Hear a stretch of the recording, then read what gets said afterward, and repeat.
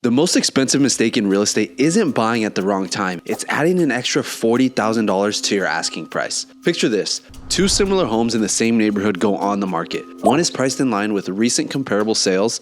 The other starts about 5% higher, testing the market and hoping to leave room to negotiate down. The first home typically sells faster and closer to its asking price, if not for over asking price.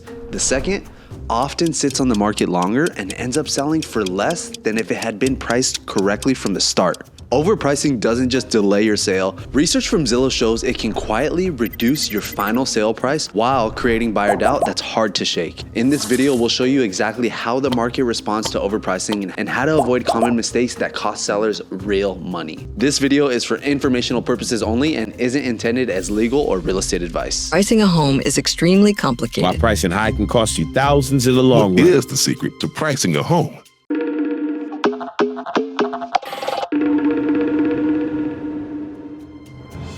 Here's the reality. Your list price isn't just a starting point for negotiation. It's a signal that shapes who sees your home, how quickly they respond, and what they're willing to offer for it ultimately. In online real estate markets where buyers search by price ranges, starting too high doesn't give you leverage. It can make you less visible to qualified buyers. We'll cover three things: how pricing affects buyer traffic, why extended time on the market creates perception problems, and a practical pricing approach you can discuss with your agent. By the end, you'll fully understand why start high and adjust later typically backfires. Many sellers want the highest offer possible for their home, and that's completely understandable. They probably spent years of their life in that home and potentially spent thousands of dollars to renovate it to their liking. So naturally, when it comes to price, sellers want to start high with the assumption that buyers will negotiate down, or with the mentality that, we can always lower it later. But research shows that higher initial list prices tend to reduce buyer interest and increase time on market. Here's why. On platforms like Zillow, Redfin, and Realtor.com, buyers commonly search using minimum and maximum price filters. If your home's market value is around $500,000, but you list it at $545,000, you may move outside the price range where many of your most qualified buyers are actively searching. You're not testing the market, you're potentially limiting your exposure to it. The exact behavior of search algorithm varies by platform and isn't fully public, but the underlying principle is consistent. Price brackets matter. A home listed at $545,000 primarily appears to buyers searching above $500,000, which may be a smaller, different pool than the one most aligned with your home's actual value. And of course, for comparison's sake, these numbers vary depending on where you live. When a home sits on the market for an extended period, buyer perception begins to shift. Days on market, the time from initial listing to contract opening, is tracked by MLS systems and is visible to buyer agents and often buyers themselves through online platforms. Zillow's research on overpricing found a clear pattern. Homes that stayed on the market for about 2 months sold on average 5% below their list price. So for reference, a home listed at $735,000 will close at about $700,000. Homes that remain listed for many months, approaching a year, sold around 12% below list price. So you'd be down to about $646,800. Now, of course, this is an observation of the average scenario. It's not absolute. But we know this. As time passes, two dynamics tend to occur. First, the most motivated buyers in your price range have likely already seen your listing. Second, buyers and their agents begin to question why the home hasn't sold yet. The market doesn't negotiate gradually as time goes on. It tends to apply increasing pressure the longer a home sits unsold. Once a home has been on the market for a while, most sellers eventually reduce the price. In today's transparent online marketplace, price reductions aren't quite adjustments either.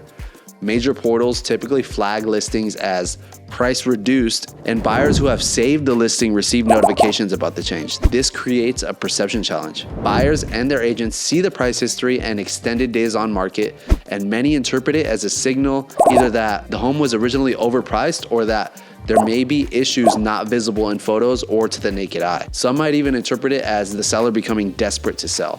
Real estate advisors commonly warn sellers about this dynamic. Once a listing shows multiple price reductions and high days on market, buyers often approach with more caution and lower offers, even if nothing is actually wrong with the property. The market's previous rejection of your home at higher prices becomes a part of your listing story.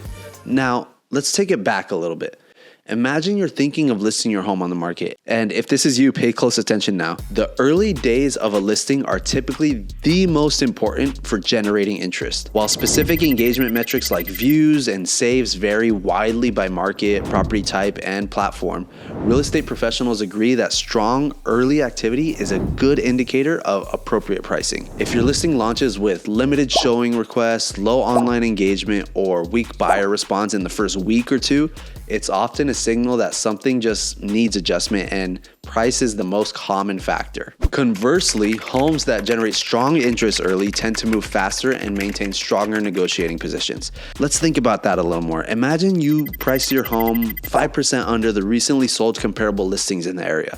Now, you're signaling to much more potential buyers that your home could be a solid option for them. And when you have that strong demand, the ball's now in your court. This way, you'll likely yield much more offers and thus hold the negotiating power. The key is to monitor your listing's performance actively with the agent in the critical first 2 weeks and be willing to strategically make adjustments if the market isn't responding as expected. So, how do you price strategically while protecting your financial interests? Work with your agent to develop a clear, data-driven pricing strategy before you list. Here's a 5-step framework to consider. Step 1, build a strong comparable analysis. Focus on homes similar to yours that sold in the last 60 to 120 days, adjust for differences in size, condition, and features, and look for patterns in successful sales. Don't focus on the outliers. Step 2, consider common search thresholds. Be aware that many buyers search in price ranges with round numbers like 500,000 or 750,000. If your home naturally falls near these thresholds, discuss with your agent whether positioning at or just below these levels makes sense for visibility. Step 3, set clear performance expectations.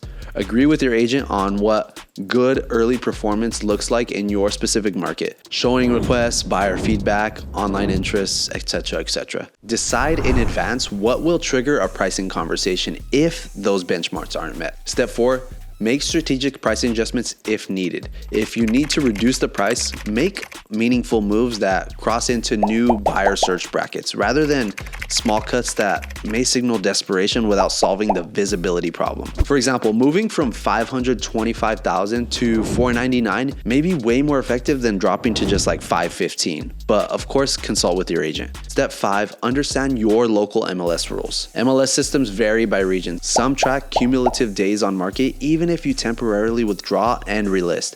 Ask your agent how your local MLS handles timing and what's visible to buyer agents. The goal isn't to price low, it's to price in alignment with current market conditions so that buyer competition, not time pressure, drives your negotiation. So, what do we know? The market doesn't gently guide you to the right price. When homes are overpriced, buyer traffic typically decreases, time on market increases, and eventual sales prices often end up lower than if the home had been priced correctly initially.